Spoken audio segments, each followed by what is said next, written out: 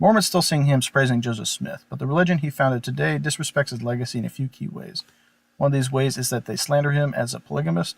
So Joseph Smith, his brother Hiram, his wife Emma, they all publicly and adamantly declared that he was a monogamist, but now the LDS Church teaches he was a polygamist. This makes him out to be a massive liar and a predator. So I think the LDS Church did not change their tune for entirely good reasons. I think part of it was PR. And unfortunately, that just leaves their founding prophet to be severely tarnished. So I think they could have fought this. There are other academic issues in which they don't acknowledge the academic consensus. So I don't think it was just about trying to have good academic ethics. I think a lot of it was PR. So another way in which the LDS Church disrespects Joseph Smith today is that they have stepped away almost completely from some of his final teachings.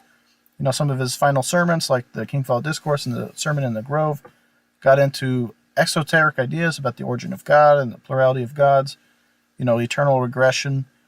And the LDS Church has almost completely distanced itself from that and has relegated it into the area of speculative and, possible theology. But that's absolutely not what he said.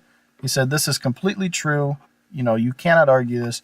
But now the LDS Church says, well, maybe it's true. We don't know. It's kind of slimy, and in my opinion, it again tarnishes their founding prophet and implies that, maybe he got into some weird ideas that weren't true by the end of his life.